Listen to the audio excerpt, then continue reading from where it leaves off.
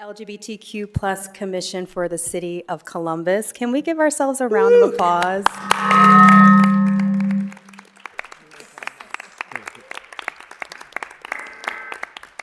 I am incredibly excited to kick off this commission to do some very important work. For those who don't know me, my name is Jasmine Roberts-Cruz. I use she, her pronouns, and I am the chair of this wonderful, wonderful commission. Like I said earlier, today is our first meeting. We're going to go ahead and establish our framework, our foundation. Before we get into that, of course, I want to go ahead and pass it over to some of our city staff who will more formally welcome us. So if I can go ahead and pass it over to President Harden, that would be wonderful. Well, thank you, Madam Chair. This is historic. This moment, this time, this day, this location. I always say that if City Hall is the people's house, then this room that we're in right now is the people's living room. It's where we come together to have exciting and fun conversations, but it's also sometimes where we come together to have tough, hard, hurtful conversations. It was in this room in the 80s when my predecessor tried to pass the city's first non-discrimination ordinance that we heard some of the most hateful languages about the LGBTQ plus community. And so it is fitting that it's also in this room that we seat the community's first ever LGBTQ plus commission. I am so grateful that each and every one of you signed up to serve in this moment. One of the things that I am most excited about this commission is the diversity within our community. There are multiple generations that are represented, multiple ethnicities represented. There are allies, there are parents. This is the diversity of this commission should be seen as the strength of this commission. My hope and my dream for this commission is that you speak loudly, that you speak boldly, that you are not constrained by looking for the easy answer or the most comfortable answers, but that you will, one, remember who we serve, which is the people, which are folks who have not had a voice at the table. That you would work to build consensus amongst yourselves, that you would go and articulate that to the community, that you would invite the community in. I am so, again, grateful for each and every one of you. When we saw the breadth of folks that applied and then the folks narrowed it down to you as commissioners, what was apparent was that this commission might be new, but you individually are not new to this work. In some way, big and small, each and every one of you have laid the foundation and the pavement of a more just and equitable city because of who you are and what you have done to this date. And so we are just grateful that you are here. I am so excited for the leadership of Chair Roberts-Cruz in her work, but also in everything that each and every one of you will do as you fulfill your mission. And so with that, we want to make you a real commissioner, like right now. And so I have the honor of swearing you in as full and duly sworn commissioners. Do they have to stand up? Nope, they can raise their right hand if they'd like. Would you like to raise your right hand? Mm-hmm. All right. Are you ready? All right. So I say your name. I, Jasmine Roberts-Cruz, Do solemnly swear do solemnly swear that I will support the Constitution of the United States that I will support the Constitution of the United States and of the state of Ohio, and the state of Ohio, and will obey the laws thereof, and will obey the laws thereof, and will in all respects and will in all respects uphold and enforce the provisions of the Charter uphold and enforce the provisions of the Charter and Code of the City of Columbus, and Code of the City of Columbus, and will honestly, faithfully, and impartially and will honestly, faithfully, and impartially abide by all governing bylaws abide by all governing bylaws and rules and regulations and rules and regulations in the discharge of my duties in the discharge of my duties as a member of the LGBTQ Plus Affairs Commission, as a member of the LGBTQ+ Affairs Commission. In addition, In addition, I acknowledge and pledge I acknowledge and pledge to adhere to the highest standards of ethical conduct to adhere to the highest standards of ethical conduct as outlined in the attached document as outlined in the attached document titled City Boards and Commissions Pledge of Ethical Conduct, titled City Boards and Commissions Pledge of Ethical Conduct, which details the city's ethics laws and policies. which details the city's ethics laws and policies. I understand that it is my responsibility I understand that it is my responsibility to act with integrity, to act with integrity, transparency, transparency, and accountability and accountability in all my actions in all my actions and decisions, and decisions, guided by the principles set forth in this document. guided by the principles set forth in this document. Congratulations, Commissioners. For the record, that oath is longer than the one I took to have my position. But thank you so much again for your service, and I think I turn it back over to the chair. Do we officially sign now, or? You can all go ahead and sign the document. I don't know if your names are already printed in the space that says printed name. If not, you can print your name. Otherwise, just sign where it says signature. And then below where it says member, is that filled in also? Does it say LGBTQ? If it doesn't, you can add in LGBTQ+ commission, and then I'll do the rest. And while you guys are filling out your commissions, just want to acknowledge and recognize the staff leadership that has gotten us to this point. We would not be here without the leadership and the partnership of Marshall Troxell from the mayor's office, without the leadership and partnership of Sam Dooling from my office, and the direct engagement that you will have going forward with Dr. Love Benton from the Department of ODI. So we're really grateful. Robert Tobias from the city attorneys, I think, will be kind of the staff support to Legal counsel. legal counsel to the commission to keep you guys all in the safe, and Dr. Kiana Walker as well. Would anybody like to say anything before we turn it back over? Go ahead. I apologize. Well, good evening, everybody, and congratulations on the new appointment to this inaugural commission. We're so excited to work with each of you. This is something that I think reflects a lot of community advocacy and work that is built up to this moment. And, from our point of view, this commission will play a very important role in establishing the foundation of the work that will come years into the future. So congratulations to each of the new commissioners.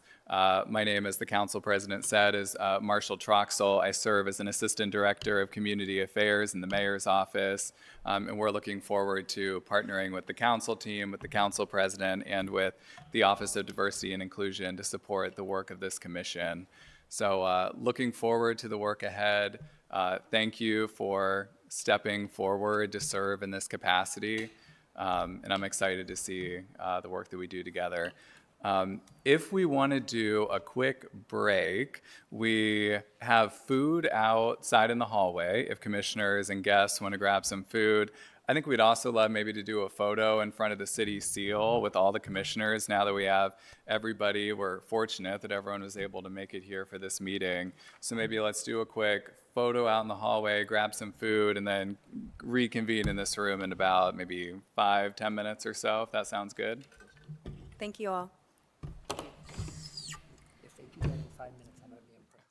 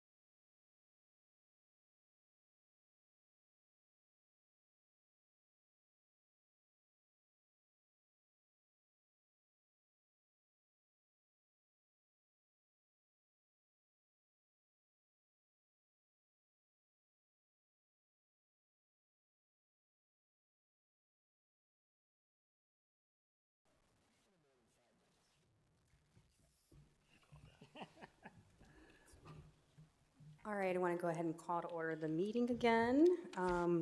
Before we move on to the next item on the agenda, I do want to acknowledge family, friends who are in the audience. We meant to do that much earlier before some folks had to take off. But if you can, please, I want you to give yourselves a round of applause, those who are from the public in the audience. Greatly, greatly appreciate your support. We want you to keep coming to these meetings because we are advocating on your behalf. And so we just, again, really appreciate your presence. The next item on the agenda, we are going to actually introduce ourselves in a little bit more detail. I'm going to ask each of the commissioners to essentially just share their name, perhaps lived experiences that you're bringing into your advocacy work, and then any organizations that you feel like, or not that you feel like, but any organizations that you represent that you're also bringing into this space. And so if we can please actually start with Tyson Crenshaw. Thank you. Thank you. First of all, I'm just honored for this opportunity to work with my fellow commissioners, and I'm excited about where we're going. I am Tyson Crenshaw, pronouns are he, him. I am a director of safety with Equitas Health. Also work in a lot of fire EMS education with a background as a paramedic firefighter. Actually, I'm still a paramedic here in the city. I'm a parent. That's what brought me to this space, to have the opportunity to impact what the world's going to look like later for them. And I'm so excited to do such. And my wife is here, my kids are here, and just to be a Black trans community member and be able to sit at this table, never thought it would happen. So I am just beyond words over this opportunity, and I'm excited where it goes. Thank you. That's it.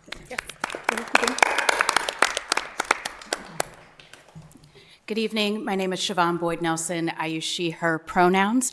I was born and raised here in Columbus. I'm a graduate of The Ohio State University. I am in the room as a wife of 15 years, a mother of a young adult, and someone who has a deep love for the city after years of trying to escape the city as a young person. I bring into the room with me two wonderful organizations. The first is Blackout and Proud. I have the opportunity to serve as the chair of that organization. It was established in 2017, and it's an amazing organization serving the Black LGBTQ plus population here in Central Ohio.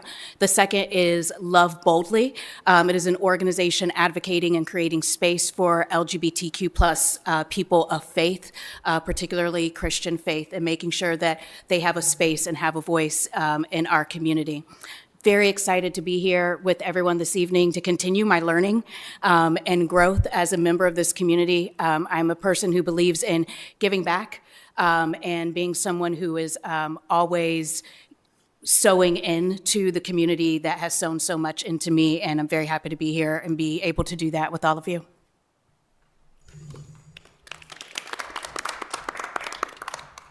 Hi, everybody. I'm Riley Williamson. I'm also on this commission. I'm here today because my primary thing is I'm an RA at Ohio State University right now, so I'm a sophomore undergraduate student, and I work with the freshmen. I specifically right now work in the gender-neutral living community, so I work with a lot of Ohio State's more vulnerable LGBTQ population. Outside of that, I'm transgender myself, so I have a lot of lived experience of recent. To be honest, I don't have quite as much experience as many of the rest of you, but it's really cool to be a young person in this community and get to meet so many older people who know so much about everything going on in our city and in the world, and getting to meet older queer people, which is an experience a lot of people don't get to have.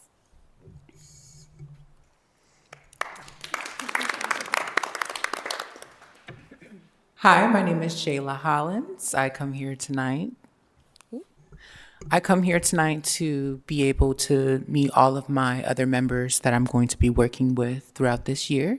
This will be my first term. It'll be my first step into being in a more public space. I know the mics are.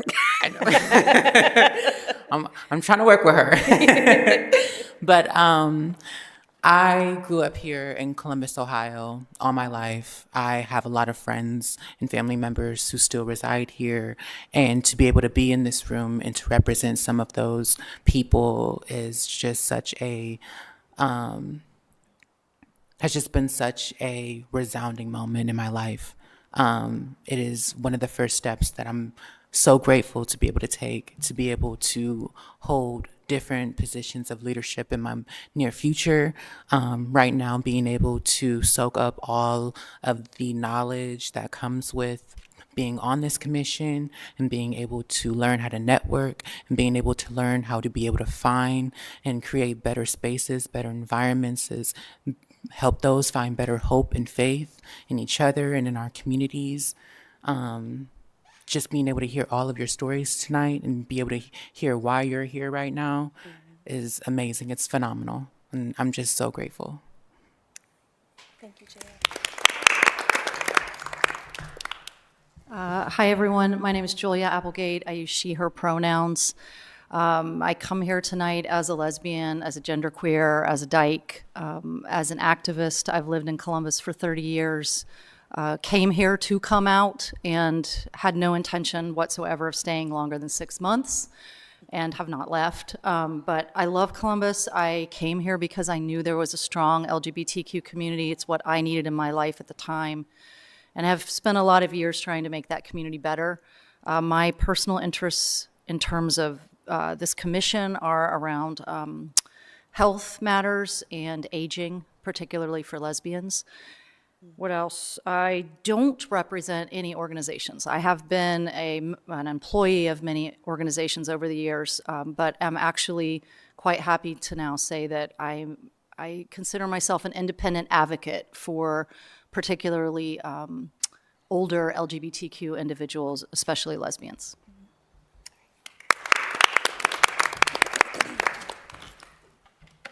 Hello, everyone. I hope you can, is it working? Can you hear me? Can you guys hear me?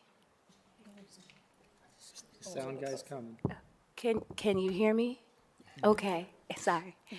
I am Peaches Calhoun, and I would like to first acknowledge my partner because she is by my side 100% of the time, even when times aren't easy and the going gets tough in community work. She is my biggest supporter. I am first and foremost a mom, I'm a partner, and I'm a servant leader. I have my hands in a lot of the cookie jars in our community.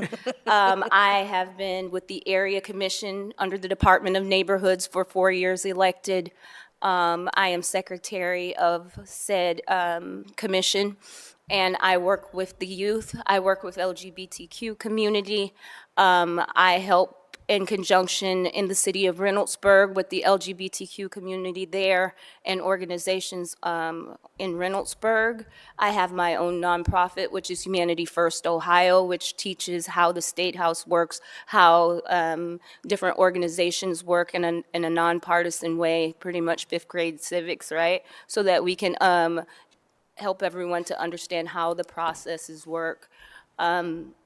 I am in a lot of different organizations, but like I said, I'm a servant leader. I'm glad to be here. It's an elevation of what I'm already doing, but I can act as a pinpoint for our youth that don't necessarily have rights to vote, have rights to find information, and be able to be a voice and to have someone see someone such as ourselves and be a part of the 13, where people see us do the work instead of just hear us say we're going to do it. And so I believe I'm a part of a team here that has demonstrated the strength, the courage, the grit to be able to get in and do what we need to do. So thank you so much for having me. Again, I'm Jasmine Roberts Cruz. I'm going to keep my remarks short because I talked a lot the last meeting. But like I said, the last meeting, I'm a proud bisexual Black woman. I bring that identity into the space. Like Peaches, I want to shout out my beautiful, wonderful wife who's in the audience, Sydney.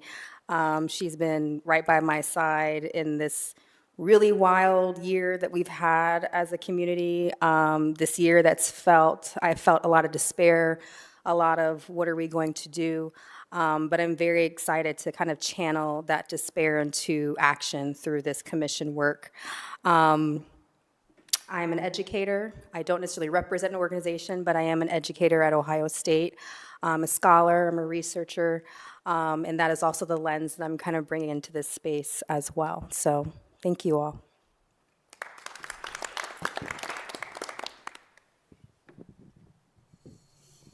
Hi, my name is Thomas Savage. I am here primarily through my lived experience as a gay Black male who grew up in the Deep South. And so my inner child is very excited for this opportunity and would love to have seen something like we are undertaking here.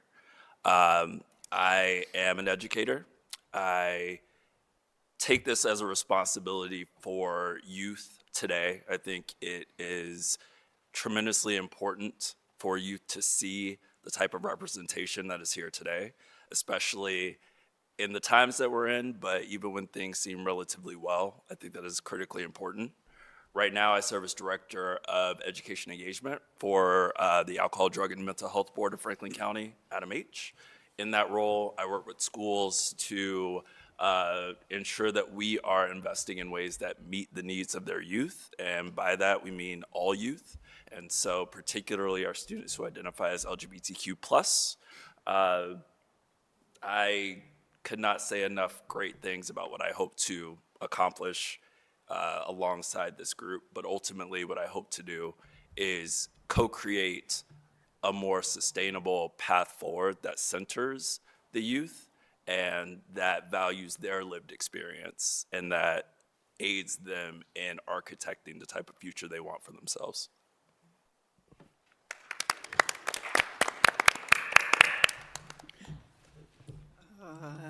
Can you guys hear me? I'm Jamie Lenzo. I am an educator, first and foremost, servant leader. You took my words. Definitely a servant. I'm also a mama bear to two trans babies. Tried to get my oldest to be on the commission, so I'm here in her stead because she's not ready yet. But I've helped a lot of families and the community access resources, specifically in transitioning. And there's a lot that we can learn, I think, collectively as a group. But I'm here partly because of that journey with my babies. And this last year has been rough, is an understatement, right, for everybody. But being an ally, I feel like I have access to things that sometimes the community does not. So I do not take that lightly. And I'm super excited to get to work.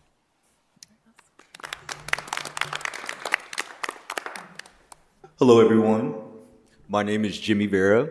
I'm a dance educator as well as an entrepreneur. I'm here to represent all of the club kids, ballroom scene kids, pageant performers. I'm the one that deals with a lot of drag queens, drag kings. Our rights in Ohio are being questioned as far as being banned in the city and state of Ohio, Columbus, and that concerns me. Also, to the administration that we are currently working with seems to be against us in a lot of different ways, and it's really important that we come together and come up with a proactive plan to protect our community, because our community has worked very hard to get to where we are today. A lot of blood, sweat, and tears came a very long way for us to get equal opportunities, to be respected, to even walk down the street holding another man's hand, and I don't want to go backwards. Along with that, it is also important to me that as a commission that we, like she said, find different groups. Another thing for me is trans rights are really important to me as well. I have a lot of close people where I feel trans rights are also being attacked. And so I feel like as a commissioner group, I want to find ways where we can protect these groups. And I also feel like Black and brown people don't have enough inclusive places in Columbus, Ohio, as far as being LGBTQ. And so I feel like we should have more places, more things for us to do where we can hear our music, hear what people talk about. I'm 100% Puerto Rican, born and raised in Columbus, Ohio, but I have parents who were born in Brooklyn, New York, came from the island. It was not easy for them. I worked with organizations like Jeremiah's Corner, which is a special education consulting firm. And I also work with Femergy, which is a female empowerment nonprofit. And then as my own company is JMV Creative Visions. I'm a digital marketing agency that works with LGBT businesses. And I work closely with drag queens and entertainers to help build their portfolios, build their names, help with their content, build websites for them. And so that's what brings me here today.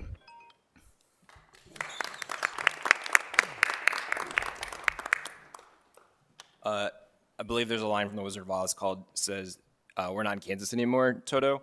I'm a poor kid from Kansas that grew up a lot older than I look. I've been in Columbus since 2017, moved around quite a bit before coming here, and this is the first place that has actually felt like home and settled. My entire life I was trying to run away from that place back home, partially because I was gay. I was a queer kid in a predominantly straight environment. And so when I moved to Columbus, I'd never set foot here. The day that I moved here with the U-Haul was my first day that I ever sat foot here. I didn't know anybody, didn't know much about Columbus. And now it's home. It's where I met my husband. It's where I met my friends. So prior to moving to Columbus, I was a new person in another city and found an organization there called Stonewall Sports that helped me get connected to the community. And when I moved here, I was surprised that there wasn't that organization here, knowing that it had chapters in other cities. So I went about trying to figure out how to bring it here, and I did that in 2017, and I'm proud to say that the Columbus chapter is one of the largest in the country now. I went on to serve a few years on the national board as well, helping to bring that organization to other chapters and helping to expand it by, I think, another like 10 or 15 chapters at the time. But I did that because I didn't know anything, and I made a lot of mistakes along the way. I learned a lot from people in this room and from within our community about white privilege and how, as a gay person, I can still code switch and I get to be this all the time, and it's normal for most people, right? And over the years, I've learned how to use that voice for good and trying to figure out how best to uplift the voices of the marginalized community and those folks that I call my family, because I don't have a family back home. Like, they're there, but like they're not the family that I have here in Columbus. And so being able to put my name in the hat to be able to help continue to support the community here in Columbus was super important to me.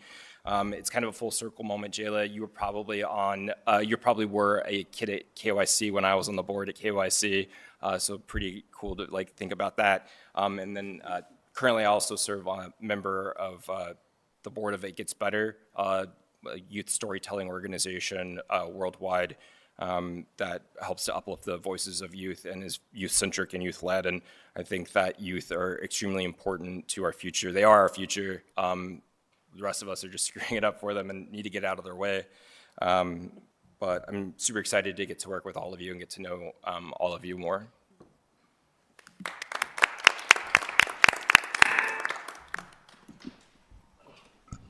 Hello, everybody. My name is Jonathan Kyle Holtz. I am just so inspired and honored to be sitting here with all of you today. All of your qualifications, all of the things that you're talking about, all of your lived experiences are so inspiring to me. I'm honestly humbled to be on this commission with you, and I'm nervous and I'm excited. A little bit about me, I grew up in Cincinnati. I'm from Ohio. I've been here about 10 years in Columbus. Former journalist, actually still a journalist. I freelance, but I work in the PR and marketing space, so I'm a storyteller, and I understand the power of a strong story. And I'm hopeful that I can use that skill on this commission to shape minds, help people understand why we are just trying to live and be people on this planet, just like everybody else. And I just want to thank the city of Columbus for doing this, because there are so many threats out there. There's so much noise that I think can really cloud people going out and doing the right thing. And I was just so excited to see that the city was doing this. And I think my goals for this are to make a tangible difference. And I feel such a responsibility, I bet you all do too, to represent a lot of voices out there. So I'm trying to weigh all of that and ensure that I'm using this incredible opportunity for good. And we're looking at housing, transit, inflation, all the issues that affect LGBTQIA plus people, but also just people in general in Columbus. So there's a lot of incredible things happening in Columbus as we grow, and we have such a great opportunity to ride that wave into the right space. So thank you again, and I'm so excited to get to work. And definitely least and last, I'm Blaine Saito. I am not a native of Ohio. I actually come from much further away. I grew up in Honolulu, Hawaii, so you might be wondering why I'm here. I work here, and I've really found Columbus to be a great place to be. I'm a professor at Ohio State as well, where I teach actually tax law and study tax things. So what really drew me here, I'm a gay man. I joke that I'm a gay Asian Jew, which also means I have a lot of guilt and shame as a result. But I would like to try and create a space where people don't have to necessarily feel that in our community. And I bring the lived experiences from those different perspectives as well, and that sort of weird mixing of those things together. And, given the fact that I'm a tax person, I also think very deeply about deep policy questions and sometimes get a little wonky at times. So I'm happy to help people here on getting into wonky details. But the final thing that I really wanted to say, the other thing that I really hope to do is not only to help us build our community of LGBTQ people here and protect it against, I think, a lot of different threats that are there, both from external political things as well as just sort of everyday living situations that we're facing and seeing here, but also to really put into practice a lot of things I think about too, about what it means to be a participating member in our democratic community and our society, and to actually sit together and deliberate inclusively in many ways. So that's something I also look forward to, is joining with you on that sort of journey as well. And I'm really thrilled to be here. So thank you. You all see why I'm so excited to be on this commission? Like, the commissioners are just so live. I love this. I love this. Our next item on the agenda is I'm going to pass it back over to Tobias, and we're going to go over some of the expectations of the commission, responsibilities, and other things related to that. If we're following the schedule, you've given me like 6.5 minutes. Oh, okay. I'm joking. I feel, first of all of those backgrounds were completely amazing. So I appreciate everybody sharing.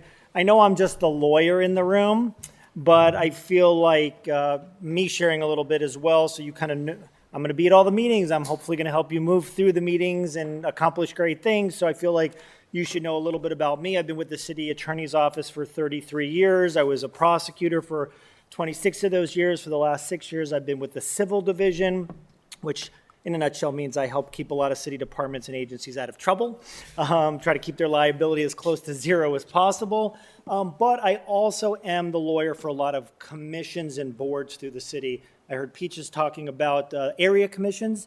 I'm the lawyer for all 21 area commissions in the city, which can prove to be challenging at times, as I'm sure you know. I also served a 3-year stint as the lawyer for the Civilian Police Review Board.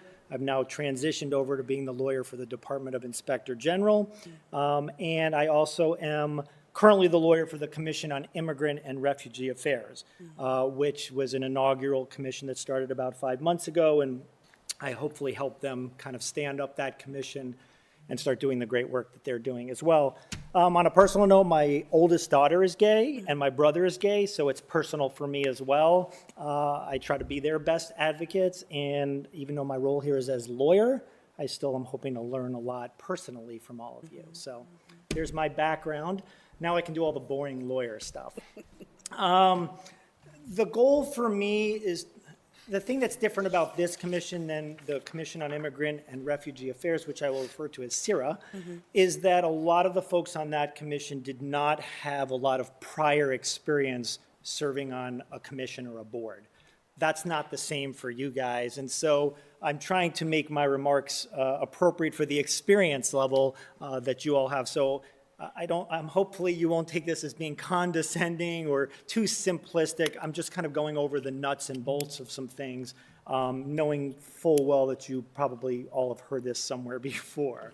For purposes of the commission, the primary thing that guides your work is Chapter 179 of the Columbus City Code, called the Lesbian, Gay, Bisexual, Transgender, and Queer LGBTQ Plus Affairs Commission.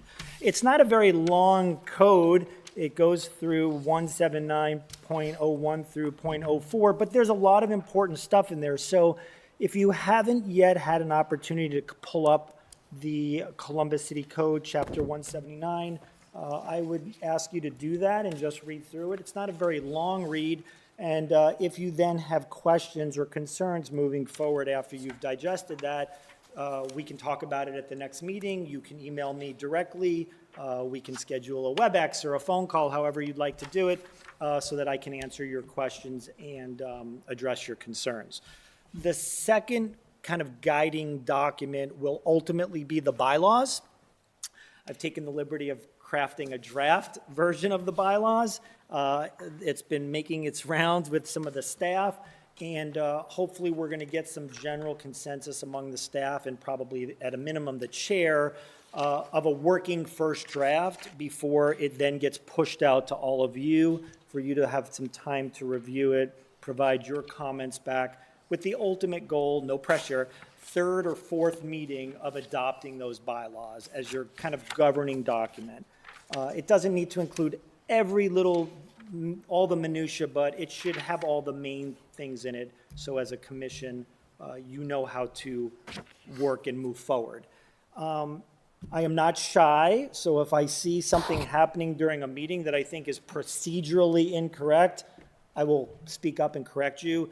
If someone needs to make a motion and it needs to be seconded, and we figure out whether we're doing a roll call vote or we're just doing a raise of hands, and if anyone's abstaining, I'll just kind of keep an ear and make sure that the procedures are happening the right way. And if I feel like there's something that's not correct, I will speak up and make sure that we do it the right way the first time, so we don't have to backtrack and fix anything.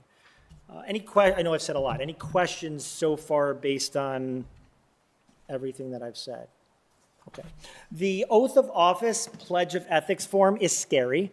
But I would also encourage you to take some time, if you should have a backup copy that was provided to you, just take some time and read through that. The thing that you should really focus on the back is the Pledge of Ethics. You are all in a very interesting spot as public servants. There's also a term called public officials. Because this is an advisory body, you're more in the public servants bucket versus the public officials bucket, which means that you are not subject to the state's ethics laws. That doesn't mean you can run rampant and do whatever you like. It means you are more bound to the city's ethics, the city's code of conduct. There will be some language in your bylaws referencing code of conduct and decorum and respect and professionalism.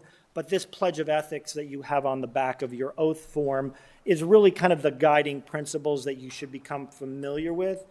My advice is if you all act the way that you told me you were going to act when going around the room, we're going to have no problem at all, right? Be honest, have integrity, exercise good faith. There'll never be an issue. But just be familiar with the terms on the Pledge of Ethics form. If you have any questions or concerns about that, please just let me know. Any questions on that? Yes? Permission to speak, Chair? Yep. Wanted to find out, so I know with the Area Commission, we do a lot of different classes throughout the year, right, with the Department of Neighborhoods. I'm wondering if there are classes that will be designed for us to take to start to get to know some of these city laws, rules, and things of that nature. The short answer is no. I do conduct or help conduct trainings with all the area commissions. I'm doing one next Wednesday from 6 to 7:30 on all kinds of public records, open meetings. We do them periodically. There are over 200 area commissioners across 21 different area commissions. That training is mostly for newer members, but anybody can attend.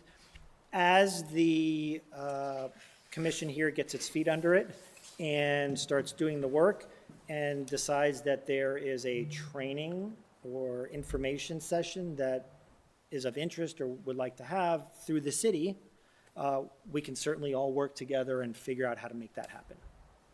It may be something, I know what my wheelhouse is, so you may come up with a topic or a subject where I'm just not qualified or don't have the level of expertise to present on that, but we'll find somebody who is, and we can bring folks in to do those presentations. Does that answer your question? Yes, I was just thinking of your Robert's Rule of Parliamentary. We may have to sit with you. Okay, well, so that's really good that you raised that, because I get that a lot with the area commission. So a lot of the area commissioners are very concerned about Robert's Rules of Order. My piece of advice is, don't worry about that. Because in my experience, 99% of the time, the rules and procedures that are going to govern the operations of this commission are going to be in the bylaws. Okay. Very rarely in my work representing area commissions do I find a situation where someone presents me with a scenario, I look in the bylaws and I'm like, oh, I don't see anything in here that addresses this. We need to now default to Robert's Rules of Order. Because all the bylaws for every commission says, if it's not in the bylaws, we're going to default to Robert. Very rarely, if ever, I can't even remember the last time I had to go look at Robert's Rules of Order to come up with an answer for a scenario with an area commission. So given the nature of the work here, I don't think that will ever come up. So, I mean, yeah, I'm happy to bore you for an hour with Robert's Rules of Order if you want. You don't have to. But honestly, I just don't think that's, I'll do whatever you want me to do. I just don't think that that's necessary. I feel like if something comes up where I'm like, we need to default to Robert's Rules, we can talk about that specific issue. Okay. But whatever you like. That's a good question. And then the last thing that I'll speak about is open meetings and public records. In a nutshell, you are a public body. As a public body, that means you are subject to Ohio's open meetings laws, which means the meeting like we're having today needs to be open to the public. Okay, what does that mean? That means it has to be properly noticed, which means you have to make sure the public is aware of date, time, location of the meeting. You need to have the meeting in a space where the public can come and actually listen to and hear and see and observe, and if you allow them to participate through a public speaking portion of the meeting. It means that minutes have to be taken. Dr. Love Benton over here is writing furiously to take down all of the main things that are happening here during the meeting. And then at subsequent meetings, you will be moving to adopt those minutes as the official minutes for the meetings that you have. So those are the primary things associated with open meetings. I'm hesitant to throw too much at you too soon because I don't want to get too far ahead of myself, but there will be at some point an opportunity if you decide to adopt a virtual meeting policy. I know for CIRA, they've adopted one which applies to both committees and the commission. Right now, the committees are using them because it's a little bit easier for them, given where everybody geographically lives to convene, but their regular meetings are still being held in person. So as we get a few meetings down, if this commission has an appetite for adopting a virtual meeting policy, if there are committees that are ultimately formed and it's more convenient for committees to meet virtually, I can certainly draft that policy, we can discuss it, and then you can adopt that as well. Any questions on open meetings? Yeah, what's the requirement for like lead time for posting something? Like what's that notice? Is it like 48 hours? Is it a week? It depends on whether it's a regular meeting, a special meeting, or an emergency meeting. So regular meetings, I mean, usually about a week in advance is probably good practice. What a lot of boards and commissions do is at the end of the year, they come up with a schedule the second Tuesday of every month. You will all need to decide how often you're going to meet. Right now, I don't know whether there's a thought about, monthly or every other month, but then once that's said and you pick like the second Tuesday and then the time frame, then they can publish in the city bulletin that schedule for the whole year. Right now, they're just publishing it piecemeal because we haven't figured all that stuff out yet. For special meetings, I want to say it's at least 48 hours. For emergency meetings, it can be very quick. You just have to notify any media outlets that have asked for prior notice, and then you have to push it out to the public as soon as you can. Any other questions about open meetings? The staff will be handling the open meetings, sending out the open meeting request. Yeah, you'll provide the information to support staff, and then the support staff will be pushing out all the notices. Yeah. And then the last thing that I'll speak about is public records. So that's important. I think folks sometimes struggle to understand that. From what I know, correct me if I'm wrong, Marshall, you will not have dedicated city email addresses, correct? That's right. Okay, so some of you may decide to use your personal email addresses. I know Sierra uses WhatsApp to communicate in certain instances, but they also use their personal email. You need to be mindful that when you're using personal emails, that communications back and forth related to the work of the commission are public records. So what I always suggest is you have a separate folder on your laptop or on your desktop computer, and any emails, correspondence that go back and forth related to the commission, whether you're receiving them or whether you're sending them, that you put them in a separate folder and hold on to that. There's a records retention schedule, which will apply to this commission in terms of how long you have to maintain certain things, but standard terms are usually 2 years, 3 years, 4 years. So until you are told otherwise and get a chance to actually look at the retention schedule, I would just save everything, don't delete anything, okay, for public records purposes. And then the minutes that you create here at the meetings will become public records. For our purposes today, I believe we're just live streaming, so there's no recording that's being made. But if ultimately the commission decides that it wants to record these meetings, then the recordings of those meetings will be public records and will need to be maintained as a public record. So as questions come up related to public records, you can feel free to ask me and I'll do my best to answer them. There are some transient things that don't necessarily have to be maintained for long periods of time, but recordings and minutes and all the email correspondence and things like that should. I'll just tack on right at the end there, social media. We probably should save that for another day. Linky versus Freed is the big case in that area, which may take a little bit. I have a PowerPoint that I can bring in at some other point. But just the general piece of advice that I would give right now is just be mindful and thoughtful if you're going to post on your social media platforms about your involvement with the commission, your work on the commission, and if you are going to put yourself out there, I'm a member of the commission, here's the work we're doing, and people start commenting, some of the comments may be hateful, may not be appropriate, may be derogatory, threatening, do not delete them, okay? The minute you start censoring what's in the comment feed, that's where we start getting into First Amendment issues. So just be mindful and cautious of that, okay? That's all I have. All right. Thank you so much, Robert. For the second half of our meeting, we're going to essentially review our operating framework so that we can officially get established. The first item, as you can see on the second page of the agenda, we'd like to go ahead and discuss the meeting cadence for our commission so that we can actually put it out to the public and so that we can have the public attend our meetings. So I would like to propose that we, if it's okay with you all, that we can meet what is this, the third Tuesday, or is this the second Tuesday? Third, I think it's the third Tuesday of this month. The third Tuesday of, is. The third. Third, okay, sorry. Oh, the third Tuesday of every month. And so I'd like to go ahead and open the floor for any discussion on that. I have a class which meets at this time from 5:30 to 8:15, and my professor does not like when I miss. Is there another time we could do on Tuesday or any other day? Okay. It's only once a week. Okay, thank you.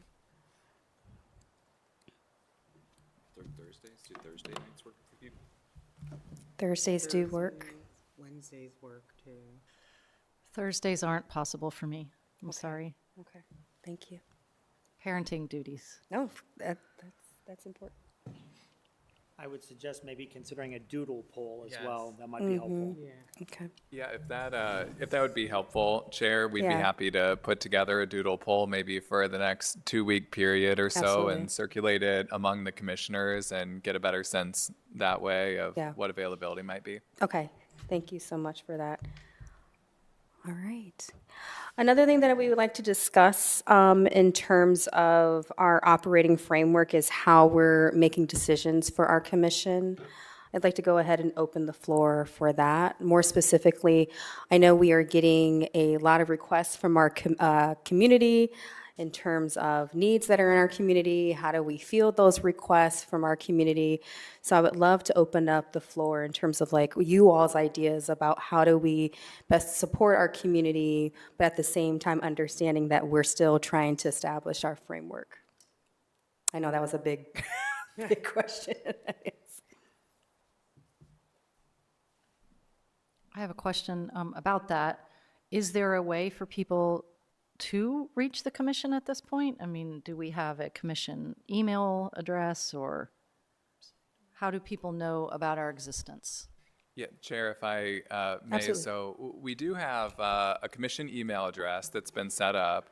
Right now, staff on the city side manages access to that and monitors the email account. So, for folks who are listening in, for, the commissioner's knowledge, that email is lgbtqcommission@columbus.gov.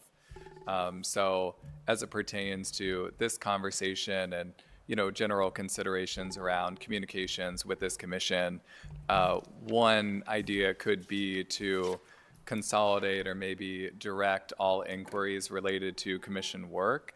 In this case, I think what the chair is talking about is, over the past few weeks, there have been requests from folks who are community partners, folks in the community who are interested in engaging with the commission. Maybe they want to come before the commission or are inviting a commission member to one of their meetings or events. One way that we could help to manage that and keep it all in one place would be to direct folks to that email. So that's an idea. We're also open to, other thoughts around creating other forms of input. Something that Rob kind of hinted at that we could also discuss in the future is around social media, and if that could be another point of interfacing with the community. But we do have that email account. We also have a webpage on the city's website that provides information about this commission. That could also be used as a way to get information out to the public. Sure, I will also add that in my experience with CIRA, sometimes the public just does not understand the function of the Absolutely, commission, yeah. the role of the commission, the authority of the commission. Yeah. For CIRA, we've had folks come to the commission to speak whose family member were detained by ICE and thought that the commission had the authority and the ability to somehow provide legal guidance and assist with that. So part of it is messaging and figuring out, kind of how that messaging is going to work and making sure that the community understands kind of what the limitations of the commission are.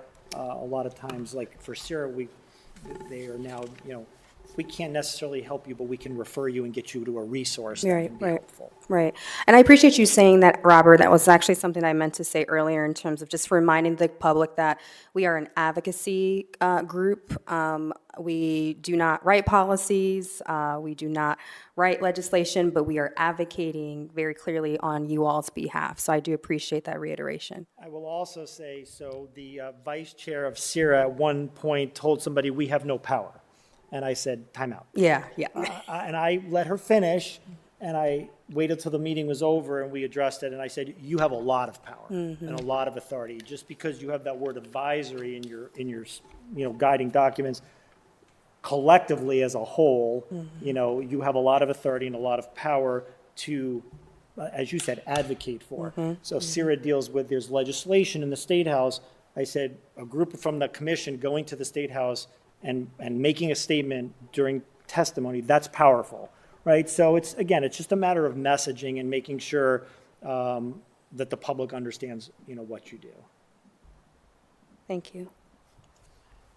Any other thoughts on? Yes, go Chair, ahead. maybe an initial opportunity would be to take and look at those emails and figure out, starting to bucket, like, okay, we've got requests, we've got folks that want this, and we can start to see that pattern of like, okay, we need to provide 30 minutes of forum for folks to come and speak about their organization or whatever that looks like. I think looking in that folder, so to speak, would help try to figure out which direction we need to go first. If there's 1,000 requests in there about something that happened in the city, then maybe we should start focusing that. So Yeah, I think yeah. we could learn a lot from what's in there. I agree with that. I do have a question for one of the staff members. So in terms of for the commissioners to have access to that email, like I know I would eventually have access to it, but I would love if all of my commission members have access to that email address. So I'm not sure logistically how that would go. Yeah. So we can work with our Department of Technology here at the city to figure out Okay. what it would look like to get access to that email account granted to the folks around the table. I don't actually personally know what the technical Right. barriers might, be there. I think in the near term, something that could be helpful maybe for bringing all of these requests together is, if as commissioners are receiving requests of this nature, feel free to forward them to that email account.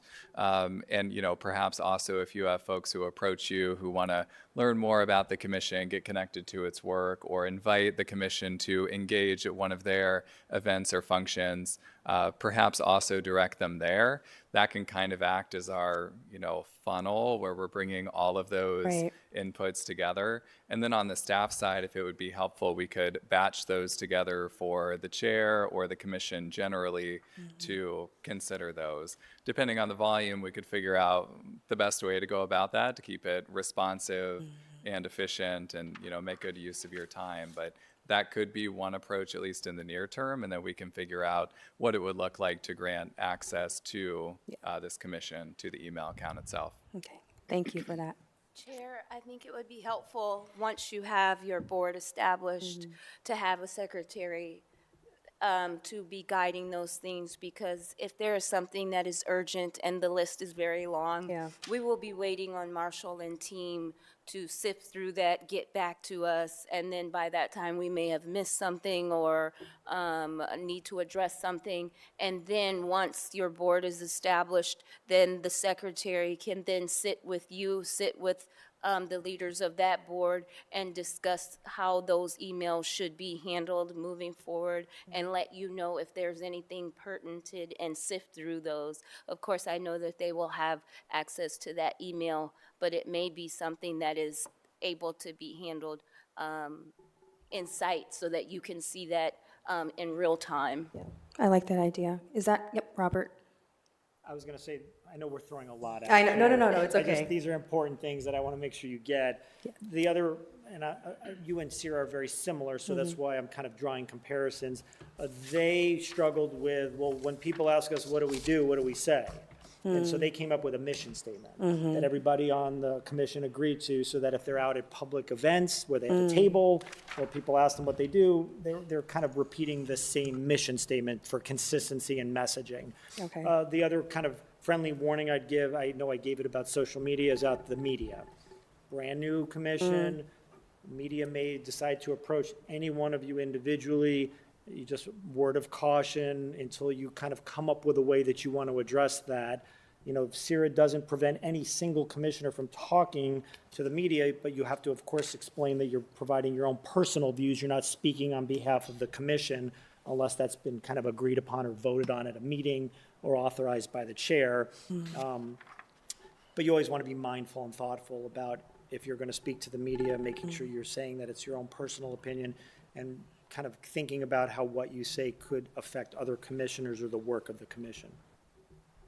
Mr. Tobias, I was thinking in terms of the emails, if we have conversations about commission business in our personal emails, it's possible for our personal emails, should something crazy arise, for the whole email to have to be, looked at and audited, so on and so forth. Because if we were dealing with folders as you speak, wouldn't it be easier, or if it pleases the chair, to consider to have maybe a Google email, like commissioner, like your last name, at commissioner@gmail, what have you. And then we would be able to see what's in those folders in real time. If we're working on something remote, we would be able to sit, I'm an accountant and director of finance, such as yourself, and numbers person. When I do classes with my teams, then I'm able to see their their changes and everything in real time in those folders. And that way, everything is centralized and everything is commissioned versus it going and it being with your work OSU email, or, whatever email you have. And then also to consider that if we do have a social media or we have a text message going on, I think it's 2 or more commissioners that speak is considered a public meeting. So having all of those things correct, Mr. Tobias, all in one place might be helpful.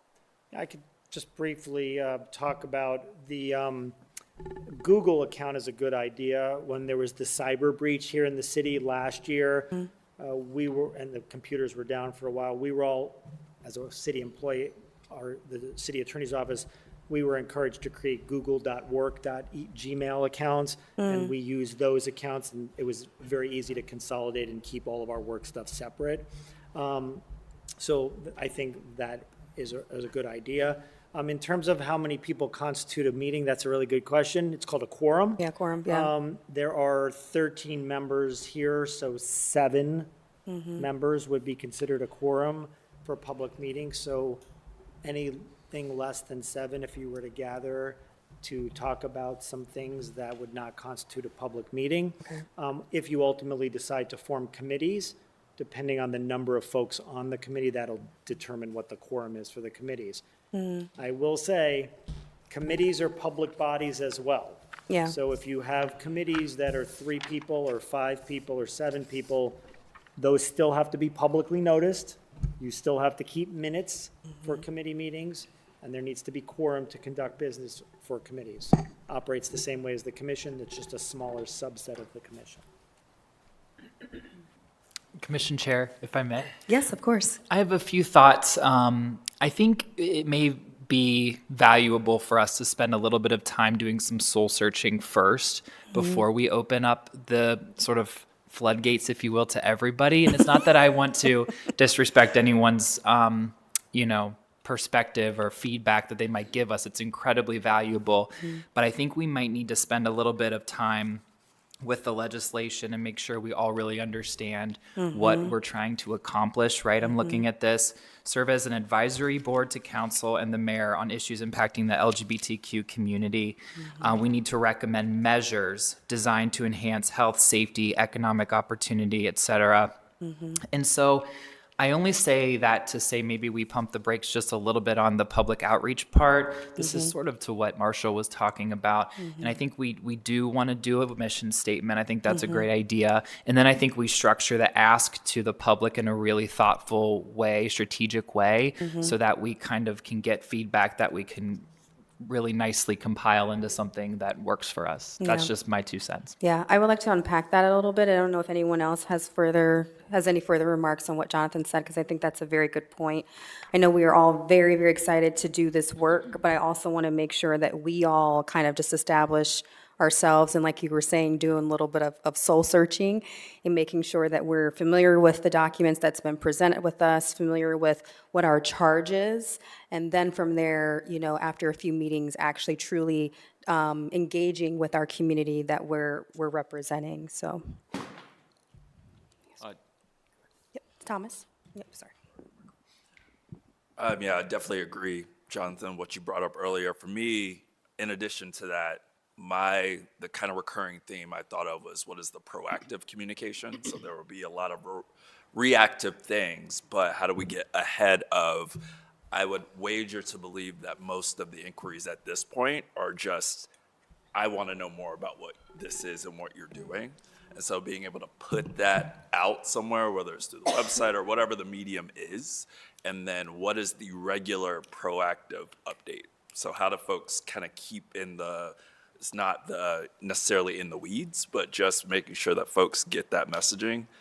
Along the lines of that email submission, not all emails are created equally. And my worry, if it's kind of an open inbox, is that you're going to get some folks who are fantastic writers, and it's by nature of how much they write, it will seem very urgent. I think, to your point, as we get more steady on what we're doing, considering creating some sort of form submission that would be more equitable for folks who have inquiries, or we can better, one, automate, but two, route the requests that people are having. That way, rather than one or a few people monitoring dozens of emails, you have potentially a few different groups monitoring different types of inquiries that people are making based on affinity or strength or whatever it is. And so I think there are ways to make that more sustainable for the group. But then also, if folks are tasked with responding or whatever, they're getting a response for someone who's a bit more intimately familiar with the specific line of inquiry. Yes, Robert? Just And a- then Jimmy? Yeah, Chair, quite comment about the sustainability, just something to think through. It's really important if we go the route of using a Google account or whatever that looks like. As somebody that has managed Google admin for large organization with hundreds of folks and users in it, and then also trying to untangle the way that area commissions have set up their Google Drives in the past. Like, we just need to be really careful about how we set that up. There's a right way and a wrong way to do Yes. it that our folks that come after us will not have access to or whatever. So we just need to think through making sure that we set that up correctly. Okay. Thank you. And Chair, just to piggy off of what Thomas and Jonathan were kind of saying is once we do our soul searching, once we get what it is we're trying to do, I think it's really important that we do create some really cool informational content Right. that we can, and do it in different ways. We can do it in video way, we can do it in a flyer way, we can do it in some kind of way where it reaches all folks, right? And they know what we're doing, and we can do it in innovative ways, utilize certain, and this goes back to Mr. Tobias again. I don't know exactly what kind of content we can create and stuff. I don't know if there's any type of rules or laws against what kind of content create, but once we do all the soul searching, once we figure out exactly what we're doing, how we're doing it in the operation flow, then I definitely think we need to come together and really produce some really cool content that will then get people to know, okay, this is what we do, this is how we do it, this is how you reach us, these are where you can find our meetings, just some type of way that just makes us stand out differently, but then also too, they understand who we are and why we're here. Okay. Do I hear you saying a little bit more about like an engagement strategy, or just a pure like communication, like this is who we are establishing strategy? A little bit of both. Okay. So because we're gonna, after we've established what we're gonna do, we're gonna need to let people know how to communicate with us. Yeah. And I think if we create some type of engagement strategy on how you can communicate with us, then maybe it will come clear, like, okay, this is the email I reach out to, these are the issues they're tackling. So it's like a mix of both, I guess. Yeah. Thank you, Jimmy.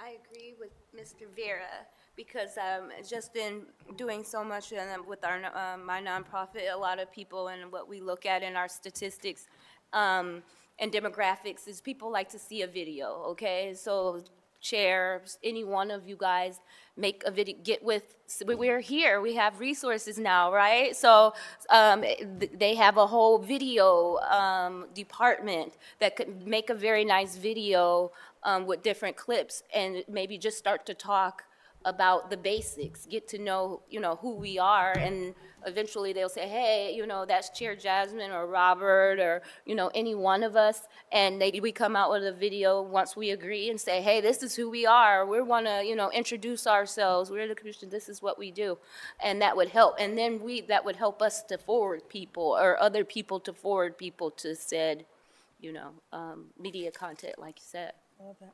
Thank you. Yes, Robert? Yeah, comment on that. We all walked in here on 2 feet, and we're all going to probably walk out on 2 feet. Keeping in mind that the content that we create is accessible. I have a background in Yes. digital accessibility and ensuring that there's a lot of different ways that content needs to be created to ensure that those members of our community that may not have vision or may not have access to a computer can access that. There's a lot of different ways that accessibility needs come to light, and just we need to make sure that we're mindful of that when creating content. I love that idea. Thank you, and thank you for that important reminder. I want to make sure that we're keeping on agenda. So the next item that I'd like us to go ahead and discuss, it's the second to last, or actually third to last item on the agenda, and that is our focus areas. So the purpose of this part of our meeting is really just to discuss what we think might be our anticipated focus areas. We don't necessarily have to establish them set in stone by the end of this meeting, but I do want us to at least take a little bit of time, especially communicating to the public what could be our focus areas. And so as I'm listening to all of you, the skills that you're bringing into this commission, I'm hearing a lot about access to quality health care, whether that's mental health or physical health. I'm also hearing, or at least I've heard, access to safe, affordable housing for our community. And then I heard a little bit of issues related to workplace or school discrimination. That's another kind of area that I was hearing. Again, these are anticipated focus areas. They do not have to be set in stone. And so I'd like to go ahead and open up the floor for other priorities or focus areas, broad focus areas that we should consider, especially in our more immediate priorities. And then also, as we're considering these focus areas, as I said in the last city council meeting in December, I want to make sure that our commission, as we're looking at these focus areas, that we are addressing the most marginalized within our community. That includes trans people of color, that includes LGBTQ plus people of color, that includes elderly queer folks, and our queer youth. So I'll go ahead and open it up for a discussion on focus areas, general focus areas. Yes? Someone? Not a specific area, but just the idea or keeping in mind or having some way of tracking or keeping knowledge, at least within this body, and making sure that this knowledge is available to the city of the funding that has been lost over the past year and will continue to be lost. A number of nonprofits in our community have lost hundreds of thousands, if not millions of dollars, and are literally stopping programs that have been available to our community over the past 5 to 10 years. Yeah. I think it's important that we note that we note exactly how many dollars are lost, what the services that are lost in the community, seeing if there are stop gaps or bridges, or being aware so that when there is money again, when the abundance does again flow, it will. It will, exactly. That we have some idea of what was here and then what we need to bring back eventually. I love that. That's an amazing idea. Thank you. Is that something that we can request from the city, at least from their perspective, in terms of LGBT organizations that they have funded historically and what those funding patterns are currently? I'm going to ask one of the staff members to to. give us a decent idea of some of the trends in those organizations that may need additional support.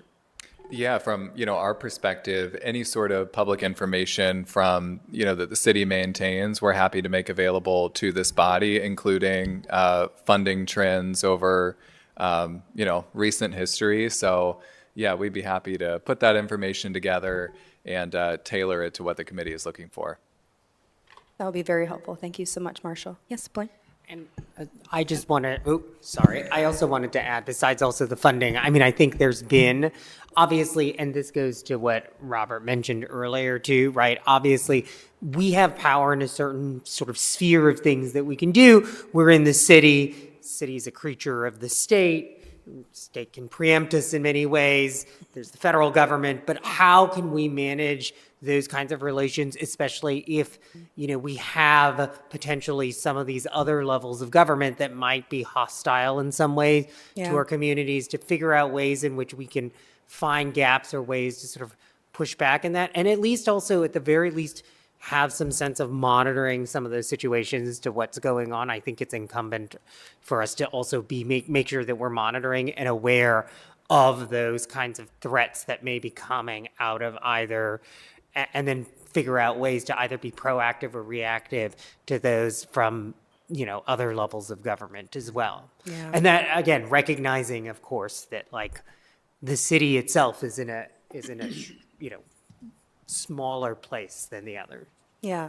I wonder if that could be in the form of like the responsibility of a committee to do that. I'm curious. Again, we don't have to establish it right now, but I'm wondering if that could be the work of a committee for sure. Thank you. Yes, Thomas?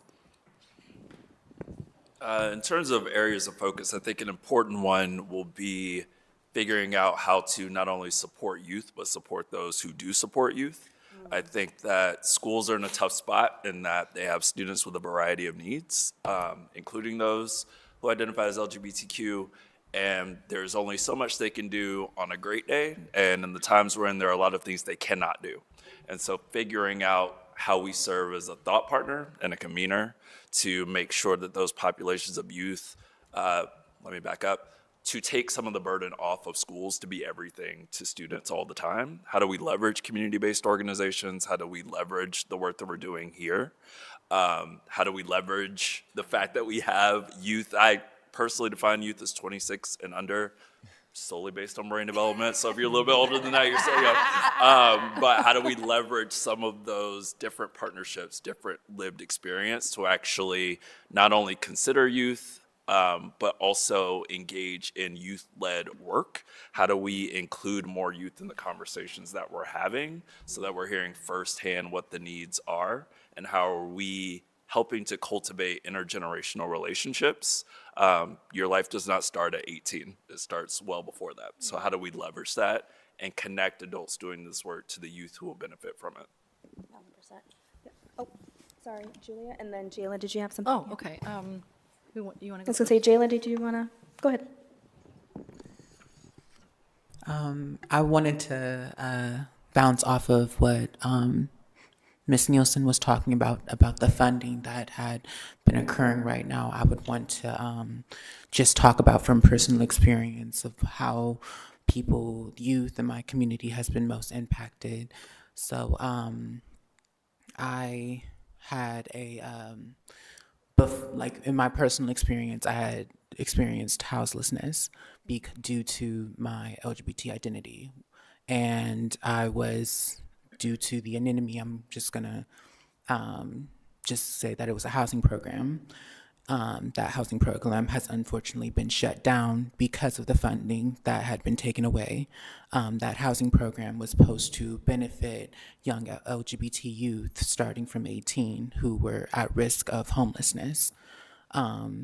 It was an amazing program. That program had given me what I had needed to be who I am now. And unfortunately, with the loss of that, I'm hoping that in the near future, and with the power and with the advocacy, that we can bring something like that back and create more robust programs that are able to help garner more of the youth that's going to be and continually to be impacted in that way.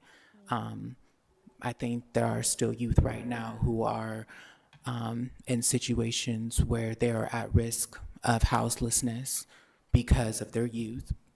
And to be able to make Columbus a place where it's not just for those who are at risk of youth here, but also at risk of youth elsewhere in Ohio. Chair, can I add something to that? Yes, I think it's absolutely. important. It's like 15 degrees outside, and right now in Franklin County, there are anywhere, I think the estimate's like 1,200 LGBTQ plus kids on the streets in Franklin County right now tonight. That's obviously a symptom of a larger homeless problem, but those youth are at risk. And unfortunately, one of the funding issues that is associated with that is the government thinks that if your kid that's homeless, you're with your parents. And most of the time, LGBTQ kids are homeless because of their parents kicked them out. Yeah. And so it's very difficult to get funding for those youth under the age of 18. That's one of those reasons that those housing programs focus on 18 and over. But I just would be remiss to not mention that those 1,200 kids that are out in Franklin County right now freezing. Yeah. And I just wonder what would it look like to, I don't want to use imagination in a careless way, but what would it look like to have more community-driven programs so that it's not so wrapped up in the system, it's not so wrapped up in, or not so at risk, right, of being cut. Because hearing, what you were saying, Jayla, hearing what you were just saying right now, Robert, I'm just wondering, how do we advocate for these communities in a way that, 5 years from now, they're not at the will of said legislation? Does that make sense? Like, it's not so wrapped up into systems, if you will, systems that weren't built for us, quite frankly. So, Julie, I know you said you had something. Yeah, I was just really simply wanted to bring up that in the way that you talked about, life before 18, there's also life for gay people after 40. And so, we have a very youth-driven culture. You get so much time when you're just that right age in the queer community, and then it's over. But it isn't, obviously. So We all laugh because we know. right, but so just thinking about epidemics of loneliness and isolation in the general public, but then also specifically in LGBTQ communities, and the need to have not just social activities, but social services that are tailored to our elders. Thank you. Yes, Peaches? Yes, Chair. I want to bring up, we talked a bit about this earlier, but connecting with our LGBTQ faith-based organizations, because they're going to have connections and information and ideas on how maybe tonight we hear that we have all of these youth. They're probably sitting back and they're not sure as how to connect or, that information. A lot of times I find Mr. Tobias with the area commission is that we're the connecting factor between city council and the community, and a lot of times that connection is lost, so that we have nonprofit organizations that are wanting to help, but they don't know where the people are, and we have people that want to find these nonprofit organizations or faith-based organizations. We do have David's Church, Rev. Ken here as well, who can attest probably to, on the east side, having our LGBTQ, we're connected on the east side. We're like a giant family, right? But still, people don't know that David's Church is there and what they provide.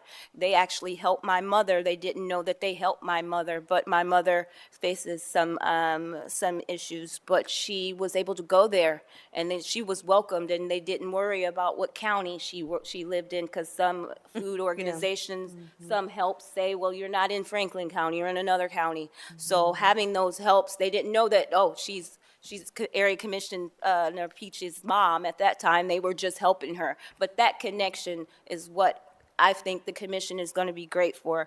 I must say, we must not leave out our New Americans. I write for the New American magazine, making sure that we are supporting our non-English speaking LGBTQIA plus community that speaks multiple languages, providing, maybe working with our team up there to provide any information that we have, like you was talking about, maybe the warming centers that might be available, informing our LGBTQ community if they're out on the streets, because there are housing issues, and some of our nonprofits have lost their home, the help they were helping, individuals, young people with housing. Letting them know in different languages for our LGBTQ community where these warming stations are in a language that they can understand. So I think that a lot of times we skip over our non-English speaking individuals. And then to your point, Blaine, about the political side of it in the climate that we're in, she mentioned a committee might be helpful, but helping to let our, we're catering to the LGBTQ community, letting them know what their rights are. Of course, with Tobias's help, to understand what we can't say, or maybe just pass along information that, like I get emails from city council that let you know, these are the warming stations, these are, some things that you can do to protect yourself in this time. So making that information available as it trickles down, I think will be a huge help for both our international LGBTQ community, those who don't speak English as a primary language, and those are a good focus for me. These are good. Yes, Blaine? And one more thing, I know we talked about also in all of these things, right? We mentioned there are multiple things that people, not only because they're LGBTQ, but have other sort of identities, right? This is the intersectional idea that there may be multiple dimensions upon which people are marginalized. So we talked about youth, and we talked about the elderly here. We talked about those who may speak a different language. That's also something, and I think on a lot of even the core three that we mentioned, right, healthcare, housing, and then discrimination in workplace and schools, we also need to be remembering too, there are a lot of other dimensions of that too. Absolutely. As well, including, and I think Robert pointed this out in talking about media, but those with people with disabilities and things like that as well, right? Particularly on issues.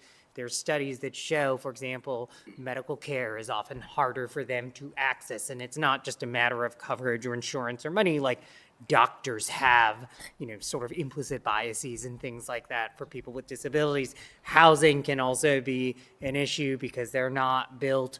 A lot of housing stock may not be built that they can afford in a way that's accessible. So I think that's also something that I think it's important to sort of be keeping in mind as well as also, I think you're right. I mean, a lot of it too, if you're coming from a background of color right now, I think it's a very scary time as well. So being LGBTQ, person of color, maybe an immigrant as well, that's sort of a bit of a trifecta that's going on. And I think that's just also something for us to be sort of aware of as we're thinking about what's going on and how we address any of those issues, to sort of have those things in mind and try to be able to find ways to get input from those types of people or some representatives of that, which is sometimes harder because they're often also less likely to have access to things and less likely to speak out and whatnot. And so that's going to be, we may have to work with staff and others to figure out how we can also access those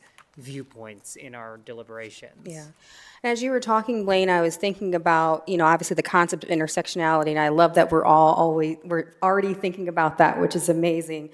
I also want us to be mindful about how we're talking about those intersectional identities, the fact that intersectional identities themselves are not oppressive. It is the interlocking systems of oppression that make it more difficult for said identity. So I just want to make sure that that's, clear in terms of how we're talking about these various different communities. I do want to be mindful of our time. The next item that I want to talk about is, if it's okay with the commission, I just want us to discuss briefly just some, if we can identify some early opportunities for impact or even collaboration. We kind of touched on it a little bit earlier, but if we can maybe spend the next 5 to 10 minutes kind of just saying that out loud, what are some immediate areas of impact that we think that we can have as a commission, I think that would also be a good use of our time. So I'll open it up to the commission. Yes, Tyson. I'd be interested in, I've had several opportunities here recently to sit in groups within community that helped understand what's going on. So everybody's exposure is different to current times and, social media, the news, what's going on publicly, and understanding legislation and what's out there, how it affects me or how it affects my neighbor, specifically how it affects community. Right. And we've had groups and meetings where we're sitting there talking about, okay, this means this is how it will affect you. Because we get these broad stories and we push folks to go out, support, but don't quite know how to support and what they're supporting. So I think starting it with giving some commitment to community first and saying, okay, what's going on internally? How can we build up this foundational structure so I don't have to go outside of my community maybe sometimes to get that information? I hear a lot of, we have this resource over here, or the city has this resource. What does my community have? Yeah. And how do we build that up so that I don't necessarily all the time have to go outside of my community? Right. Many communities do that. So I beg of you, look at a couple of the current impact would be legislature and what's going on out there politically, because folks, not everyone understands and can apply this and understand the importance. Sometimes I think when you understand how it applies to you, that helps push that importance of, okay, I may not be able to do this, so I need to ensure that we're doing this. Yes.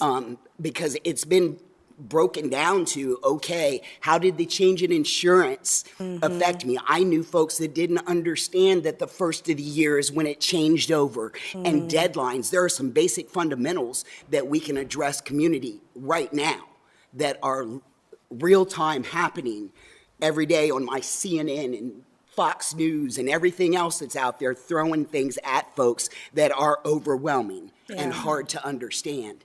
And I think it would make a great impact if folks had the opportunity to sit in safe, I was going to go there at some point, safe spaces and be able to ask the questions that they're not able to ask everywhere else, because it is being received well. It is so needed, because exposures are different. We are. What some folks are watching on TV and seeing out there thrown at them, and what other folks are totally different. I have to try to watch the news. But some folks in my community, I can't watch it. It's too overwhelming. Right. Okay, I still need to relay some information. And how do I relay that information? So I think that would be a good thing to focus on. Yeah. Or that would make an impact currently. Right. That would be helpful, so that community understands what's happening, how it affects them from a real perspective. Yes. A one-on-one safe space perspective Absolutely. versus Google. Absolutely. That's what's So, called. Jonathan, we looking at you, honey. You gonna help us out on that? But no, I appreciate that point, Tyson. I really appreciate what you said in terms of, we're getting all this information from various different places, and it can feel very overwhelming. But that doesn't mean that we disconnect permanently, right? Because that in and of itself is not an answer. And so how do we make sure that we're getting this information to our communities in a way that resonates with them, if I'm hearing you That's correctly? exactly, yes, Okay, correct. Okay, Thank you. absolutely. Yes, I'm sorry, Thomas? I love that point that you made. Absolutely. I agree with every single point of that. I think a precursor to that is humanizing what this commission is and putting the 13 faces of this work to it. I think to say that you advocate for someone implies that there is a relationship.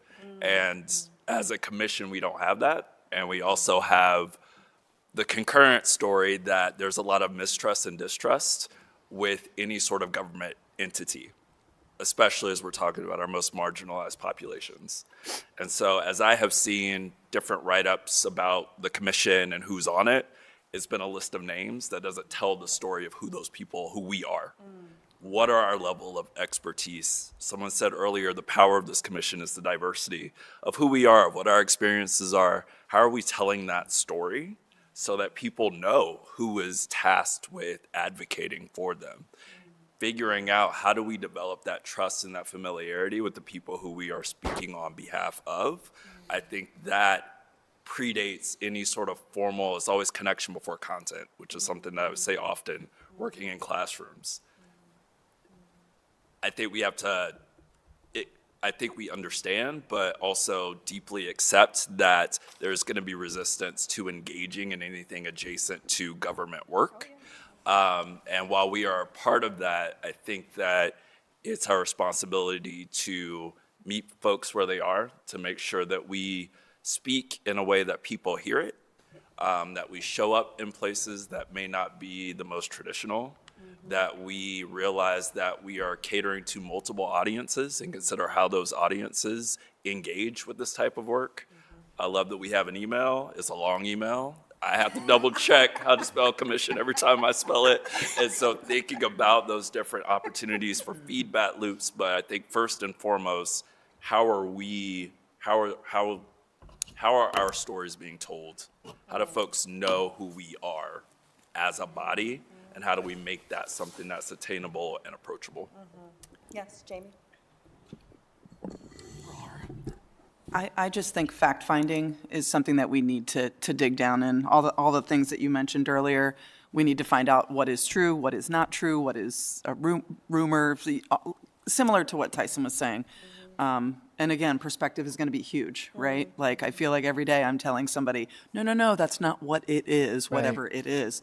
But making us human is very important because partially politically where we are, right? And I like, to your point, we are Columbus, right? But we also sit in Ohio. So we have a lot of things to contend with. But I think fact-finding with what we know to be true, right? And what we can control to start with. Yeah. Maybe just one more comment from Jonathan before we open up for public comment. Sorry, this microphone, y'all. I know it's tricky. It's like you kind of, ooh.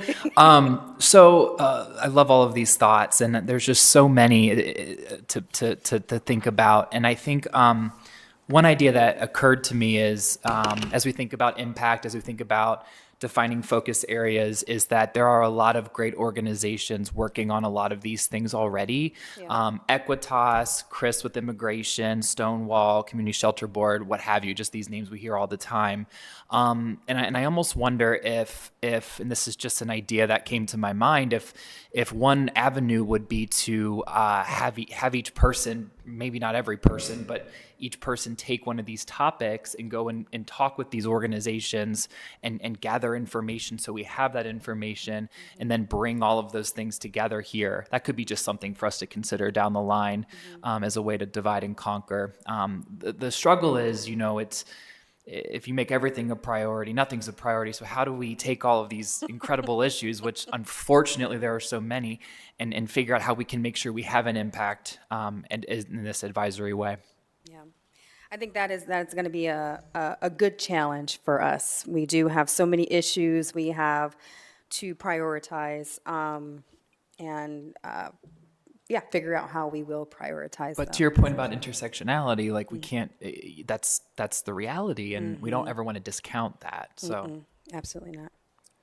I know we only have about 5 minutes left, and I kind of skipped a couple of things on the agenda, but I do want to make sure that we at least leave the last 5 minutes for any public comment from, yes, public comment.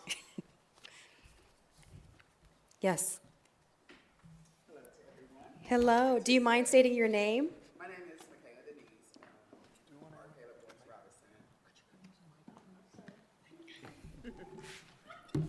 Sorry, this is our first meeting, so we'll get all the. I'm so shy. But no, I'm. See, I told you. Listen, those mics. But no, I'm Michaela Denise, drag queen in Columbus, Ohio. Former Stonewall Columbus Patron of Pride 2023. But I would like to say I'm very grateful and thankful for everyone who is sitting at the table in this room and everything that was brought up. I think some of the great things that was shared and how y'all can collaborate is, like you said, as far as the introduction of using the media or doing what you can. I like what you said as far as like all the organizations who are doing things. I think one of the best things will be for us as a community who may not know everyone, finding ways to go out within the community as a group or in small groups to go do pop-up speak sessions to speak about what your mission will be, what the ideas are, and sometimes having those community conversations to figure out what is it, the hot topics that the community is in need of, but also linking with the community organizations who are also in the work so that they can understand that we have this powerful team here that's sitting at this table, but we also need the information that y'all are getting at your table so we can all collaborate and build the bridges together and make the difference and change that we need within the climate that we are in, but also how we're going to get through the climate that comes afterwards. Absolutely. So thank you all for your work and what you're going to do for the community. Thank you for your comment. Hope to work with you all.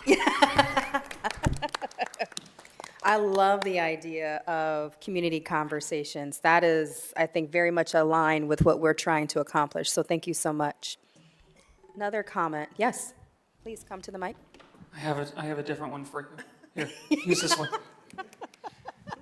Now, as a preacher, I might get a little long-winded here.